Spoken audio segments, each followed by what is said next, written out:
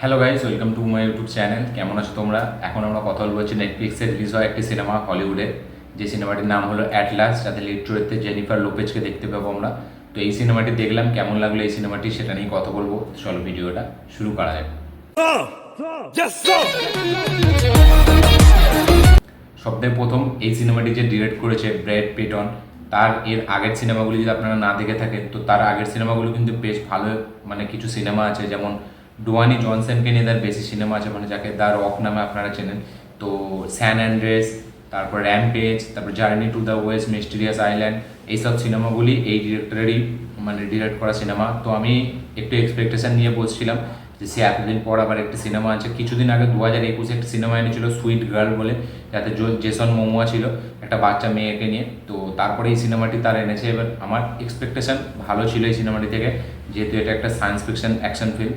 তো এই সিনেমাটি যখন আমি দেখতে বসি এক্সপেকটেশন মিডিয়াম ছিল।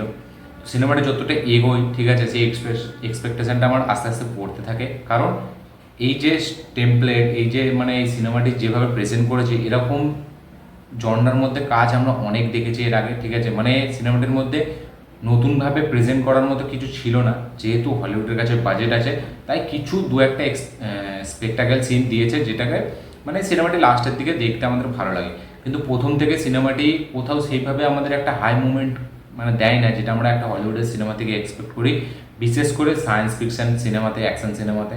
তো সেরকম কিছু মুভমেন্টস এই সিনেমাটিতে নেই। এই সিনেমাটা যদি গল্পটা আমি বলি, তো এই সিনেমার যে আমাদের মেন প্রোটাগনিস্ট মানে জেনিফার লোপেজ, তার মা একটি এআই রোবট তৈরি করে, ঠিক আছে, যেটা মানে পরে এই জেনিফার লোপেজের জন্য, ঠিক আছে, সেই রোবটটা মানে দুটো কোড পাল্টাপাল্টি হয়ে যায় এবং তারপরে সে ডেঞ্জারাস হয়ে যায় এবং তার মাকে মেরে দেয়। এবার তারপর পুরো মানে পৃথিবীর মানুষকে সে মেরে দিতে চায়, তাই জন্য সে একটার পর একটা অ্যাটাক করছে। এবার একটা সময় তাকে মানে ধরার জন্য মিলিটারিরা এমন একটা চাল চলেছিল যার জন্য তাকে অন্য গ্যালাক্সিতে চলে যেতে হয়। এবার তাকে খুঁজতে যাচ্ছে জেনিফার লোপেজের ক্যারেক্টারটা বড় হয়ে, ঠিক আছে, তার একটা হিন্ট পেয়েছে, তো সেটা সে খুঁজতে যাবে। এবার সে আদেও সেই গ্যালাক্সিতে গিয়ে কি মানে তাকে খুঁজতে পারবে, না তাকে ফেরত আনতে পারবে, না তাকে মেরে দেবে, এই সব নিয়েই হচ্ছে পুরো গল্পটা। তার জন্য পুরো সিনেমাটি দেখতে হবে।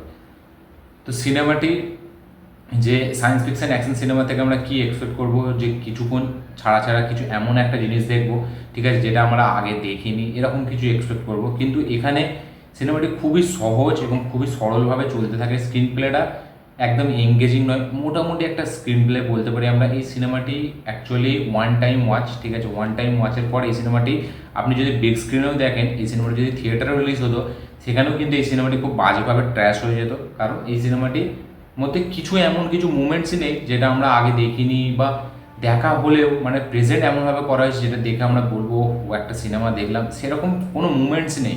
লাস্টে ক্লাইম্যাক্সে কিছু একটা ফাইট সিন আছে একটুখানি, ঠিক আছে, যেটার মধ্যে নতুনত্ব কিছু নেই, ঠিক আছে। এরকম মানে ধরনের সিনেমা আমরা অনেক দেখেছি। এবং সিনেমার যে স্ক্রিন প্লে, ঠিক আছে, মাঝখানে মানে এতটা হালকা হঠাৎ করে মানে কথাবার্তা এত চলতে থাকে না, যেখান থেকে আমাদের সিনেমাটির মধ্যে বোরিং আরও ফিল হয়। তো থিয়েটারে রিলিজ করেনি, সেটা তো খুবই ভালো ডিসিশন, কারণ এই সিনেমাটি থিয়েটারে চলতো না, নেটফ্লিক্সে এসছে, তো ওই মানুষের কাছে টাইম থাকলে সিনেমাটি দেখবে। তো জেনিফার লোপেজ ছিল, আমার খুব এক্সপেকটেশন ছিল, ডিরেক্টর ভালো, র্যাম্পেজ সিনেমাটা আমার খুব ভালো লাগে তার। তো তাই জন্য ধৈর্য নিয়ে দেখলাম। কিন্তু শেষ যখন হলো সিনেমাটি, ঠিক সেই আমার কাছে সেই up to the mark cinema হয়নি। সিনেমার খরচা ভালো করা হয়েছে, দেখতে ভালো লাগে, ভিজুয়ালি সিনেমাটি বেশ ভালো, ঠিক আছে। কিন্তু হলে কী হবে, কোনো এক্স ফ্যাক্টর নেই, কোনো মুভমেন্টস নেই, কিছু স্পেকটাকেল সিন নেই যেটাকে আমরা দেখে, ঠিক আছে, এরকমই মানে এই এআই রোবটস, আর্টিফিশিয়াল ইন্টেলিজেন্স, এর উপরে অনেক সিনেমা হয়ে গেছে, তো ঠিক আছে, তাই আমরা দেখে দেখেও অনেক ফেড আপ হয়ে গেছি। তাই এখন এমন কিছুভাবে প্রেজেন্ট করতে হবে যেটা আমাদেরকে ভালো লাগে। আমি বলবো এই যে হলিউডের সিনেমাগুলি হয় সেগুলোকে বেশি স্পেকটাকেল বেস করতে চায়, তাই জন্য মানে এমন কিছু আউট অফ দ্য বক্স তারা করতে চায় যেখানে মানে লজিক তো থাকেই না, তার সাথে সাথে সিনগুলো অনেক রিপিটেটিভ মনে হয়েছে, যে কারণে আমরা এর আগে অনেক সিনেমা দেখেছি এরকম। তাই আমি বলবো এগুলোকে গ্রাউন্ডেড লেভেলে রাখে, ঠিক আছে, মানে অন্যভাবে যদি ট্রাই করা যায় আমার মনে হয় এটা আরও বেটার হবে। আমাদের এই আর্টিফিশিয়াল ইন্টেলিজেন্সের উপরে আমাদের ইন্ডিয়াতে একটা ওয়েব সিরিজ আছে অসুর বলে, যেটা একটা মারাত্মক হাইপ জেনারেট করেছিল এবং মারাত্মক ভিউজ এনে দিয়েছিল, খুবই পপুলার একটা ওয়েব সিরিজ। সেই অসুরের ওয়েব সিরিজটা আপনারা দেখবেন, তাতে যে আর্টিফিশিয়াল ইন্টেলিজেন্সটাকে যেভাবে ইউজ করা হয়েছে না, বিনা স্পেকটাকেল, উইদাউট, সেটাকে খুবই দারুণভাবে প্রেজেন্ট করা হয়েছে। কিন্তু এখানে তাদের কাছে বাজেট আছে, ঠিক আছে, দামি দামি স্টার আছে। শিমুল ইউকে এখানে দেখতে পাবেন আপনারা, যারা সাংচিতে মেন যে হিরো, ঠিক আছে, মার্ভেলের সাংচি, তো সে এখানে অ্যান্টাগনিস্ট। তো তাকেও যেরকমভাবে প্রেজেন্ট করা হয়েছে খুবই নর্মাল, সেরকম কিছুই নেই, আমি দেখতে পাইনি।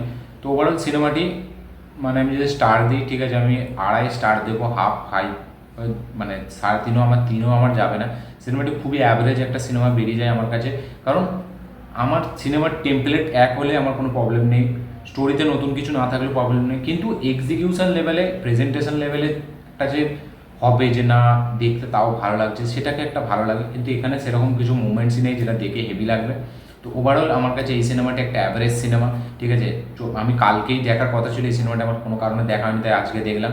তো খুব একটা এক্সপেকটেশন নিয়ে বসছিলাম, কিন্তু ফাইনালি সেটা ফুলফিল হলো না। আমার একটা অ্যাভারেজ সিনেমা লেগেছে, আপনাদের সাথে শেয়ার করলাম। আপনারা এই সিনেমাটি দেখতে পারেন, যে আপনাদের কেমন লেগেছে অবশ্যই কমেন্ট করে জানাবেন। এবং হ্যাঁ, সিনেমাটি একবার দেখা যায়, যারা একটু মিডিয়াম সিনেমা দেখে, ঠিক আছে, তারা কিন্তু এই সিনেমাটি একটু ভালো লাগবে, কারণ তারা যারা খুব একটা সিনেমা দেখে না, তারা হয়তো এরকম সিনেমা অতটা দেখে না, ঠিক আছে, তাদের জন্য বেশ ভালো, একটু দেখতে পারেন। তো এই ছিল আমার মতামত অ্যাটলাস সিনেমাটিকে নিয়ে। আপনারা যদি এই সিনেমাটি দেখে থাকেন অবশ্যই কমেন্ট করে জানাবেন যে আপনাদের কেমন লেগেছে। যারা দেখেননি দেখতে পারেন। আমার এই ভিডিওটি ভালো লাগে থাকলে লাইক শেয়ার কমেন্ট করে দিন। চ্যানেলটিতে নতুন হলে চ্যানেলটিকে সাবস্ক্রাইব করুন, বেল আইকনটি প্রেস করতে ভুলবেন না। দেখা হচ্ছে পরের ভিডিওতে, ততক্ষণের জন্য